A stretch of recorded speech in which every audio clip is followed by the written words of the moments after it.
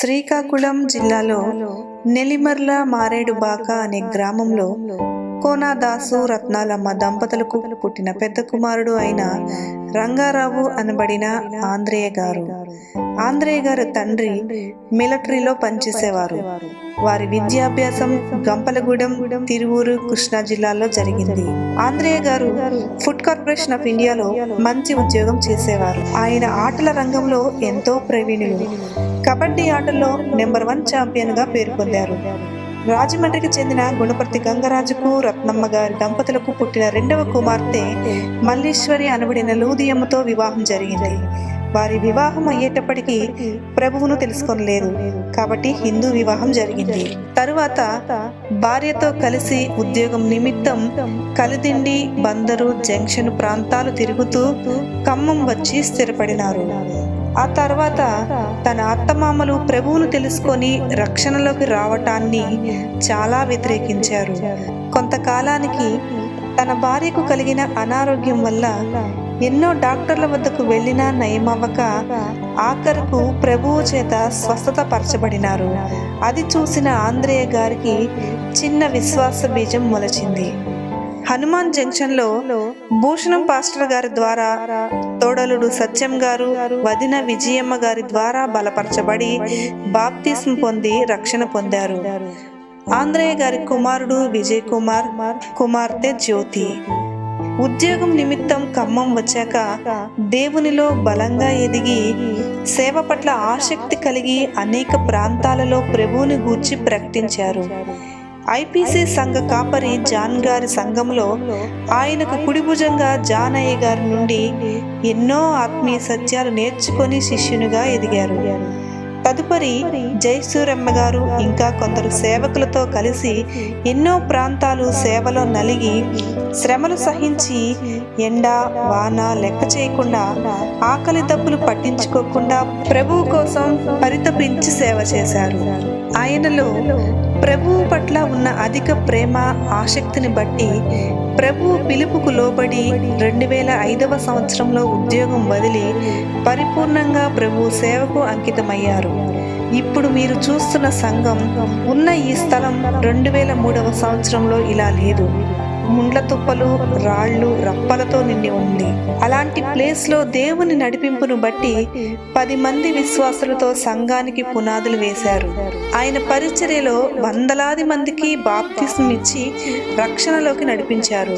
ప్రయాస అన్న మాట ఎరగకుండా ఎన్నో మైళ్ళు సైకిల్ మీద తిరిగి వీధి సువార్తలు చేసేవారు.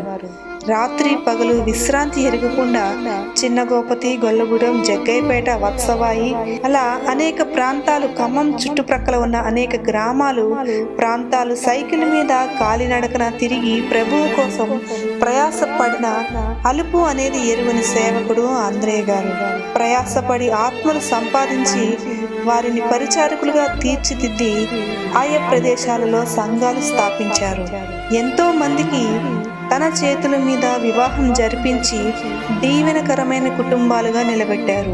మీ బలాన్ని, సమయాన్ని, యవనాన్ని దేవుని పరిచర్యకు వాడండి అని అనేక మందికి హితబోధ చేసేవారు. శరీరం అనారోగ్యంతో సహకరించకపోయినా ఒక్కరోజు కూడా సేవ నిమిత్తం తిరగడం ఆపలేదు, విశ్రాంతి తీసుకోలేదు. గృహ దర్శనాలు, సంఘ ఆరాధనలు, గృహ కూడికలు ఏదీ ఆపలేదు. ఎన్నోసార్లు మరణపు అంచుల వరకు వెళ్ళి పోరాడి మరుసటి రోజే సంఘంలో ప్రత్యక్షమయ్యేవారు. తన కుమారుడు, కోడలిని దేవుని పిలుపును బట్టి వారిని అభిషేకించి చేకమ్మ ప్రాంతంలో సేవకు అప్పచెప్పారు. ఇంకా జీల చెరువు, పిండిప్రోలు, చిన్నగోపతి, ఖమ్మం చుట్టూ ప్రక్కల ఉన్న ప్రాంతాలు ప్రయాసతో తిరిగి సంఘాలు స్థాపించారు. తన ఆఖరి శ్వాస వరకు సేవే ఊపిరిగా జీవించారు. మరణ సమయంలో కూడా వచ్చిన విశ్వాసులకు, సేవకులకు హెచ్చరిస్తూ జాగ్రత్తలు చెబుతూ ఉండేవారు. లేవలేని స్థితికి చేరినా సరే కుమారునికి అనేక సలహాలు, సూచనలు తాను వెనుక ఉండి కుమారుడు విజయ్ కుమార్ గారికి ముందుకు నడిపించారు. తన ఆయుష్కాలమంతా జ్యోతిని మోస్తూ ఆరని ఆ జ్యోతిని ముందుకు మోసే బాధ్యతను తన కుమారునికి అప్పగించి 2023 ఫిబ్రవరి 2వ తారీఖున రాత్రి 10:30 తన్ను ప్రేమించిన ప్రభువుని కలుసుకొనుటకు వెళ్ళినారు. మంచి పోరాటము పోరాడి తిని, నా పరుగును కడముట్టించి తిని, నా విశ్వాసము కాపాడుకుంటుని.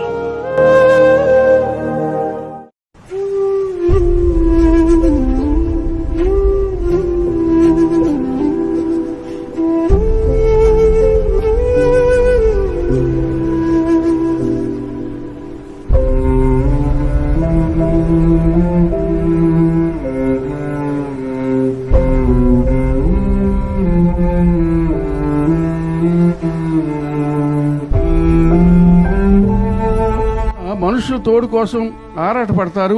తోడు ఉన్నారు కదా అని ఎంతగానో ఆశపడతారు, సంతృప్తి పడతారు. కానీ ఆ తోడు తాత్కాలికమే. నీవు జీవితం అంతా ఒంటరి జీవితమే. అందుకొరకు ఇక్కడ రాయబడిన మాట ఇమ్మానుయేలు అనగా అర్థం ఏంటంటే దేవుడు మనకు తోడుగా ఉన్నాడు.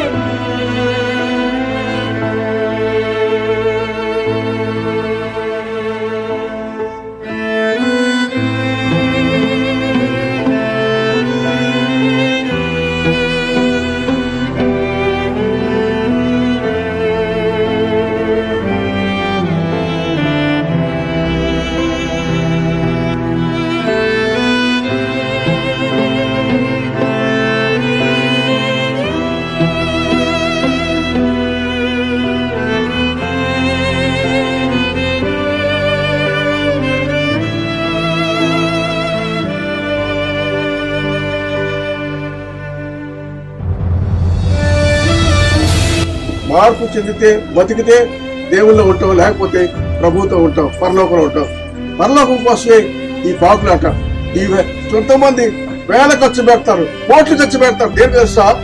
ఈ పరలోకం కోసం. పరలోకం కావాలంటే ఏం అక్కర్లేదు. నీ మనస్సు మార్చుకొని పాప క్షమాపణ పొంది ఇప్పుడు ఈ పాపను ఒప్పుకొని రక్షణ పొందితే దేవుడు నిన్ను పరలోక రాజ్యం చేస్తాడు. దేవుడి సాక్ష్యాన్ని దీవించుడు కాక. యోహాను 3వ పత్రిక 1వ అధ్యాయం 4వ వచనం. నా పిల్లలు అనగా సత్యమును అనుసరించి నడుచుకొనుచున్నారని వినుట కంటే నాకు ఎక్కువైన సంతోషం లేదు. ఇదే ఆంద్రేయ అయ్యగారి చివరి ఆశ. ఈ ఆశను నెరవేర్చు సంఘాలుగా, అంతేకాక ఆయన మీతో ఉన్న కాలమున కనపరుచిన భక్తి కంటే అధికమైన విశ్వాసాన్ని, క్రమమైన ఆత్మీయ జీవితాన్ని జీవిస్తారని ఆశిస్తూ ఆంద్రేయ గారి చివరి మాటలుగా మీకు అందిస్తున్నాము.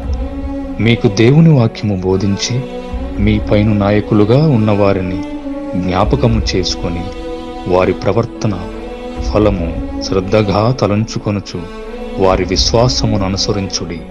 హెబ్రీ 13:7.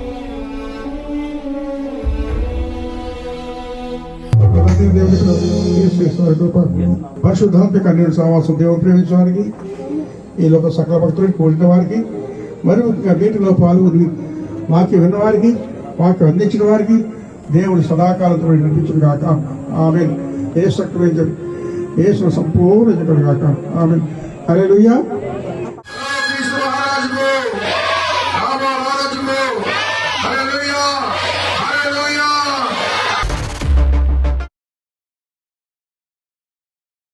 నిన్నే కీర్తించును, చావైన బ్రతుకైన నిన్నే కీర్తించును, పాడెదను. పిల్లలతో యక్షమే పంపించాం. ఏం చేసి ప్యాస్పీలు కొట్టారు కదా, ఆ గేట్లో దూరం వచ్చేస్తుంది. వచ్చేసి చాలా దూరం ఉంది, 3 మైళ్ళు ఉంది స్కూలు. మెయిన్ రోడ్డు మీద, మన ఇల్లు మెయిన్ రోడ్డే, స్కూల్ మెయిన్ రోడ్డే, అదే రోడ్డు. నడుచుకుంటా పాలక పెట్టుకు వచ్చేస్తుంది, పురుషేటకు వచ్చేస్తుంది. నేను 10 గంటలకి డ్యూటీకి ఆఫీస్కి సైకిల్ మీద వెళ్తున్నా. దూరం వచ్చాక పాలక పట్టుకు వచ్చేది ఎవరై బుడ్డిలాగా ఉంది, ఎవరు వచ్చాక చదివితే ఇప్పుడు అమ్ము కంపెనీపోయింది. గుండె అదిరిపోయింది. అమ్ము అది జంక్షన్, ఆ ఏరియా మంచి ఏరియా కాదు, పిల్లలు ఎత్తుకుపోతారు. ఇక అప్పుడు కప్పుకున్న తీసుకొని స్కూల్ లేదు, ఏమలేదు. ఆడిపించి పక్కన కప్పలపల్లి ఉంటే ప్రైవేట్ స్కూల్ చేయించాం. మంచి స్కూల్ అంటే పోతే పోయింది మంచి స్కూల్ అని. అప్పటి నుంచి బయటకి ఎక్కడ పంపరు. కాలేజ్ కూడా ఇంటి పక్కనే చూసుకొని పెట్టారు. సైకిల్ కూడా కొని పెట్టలా. కాలేజీ కూడా పక్కనే, దూరం పంపల మమ్మీని. ఎంత దూరం అయితే మేము ఉండలేక అట్టా పంపించాం.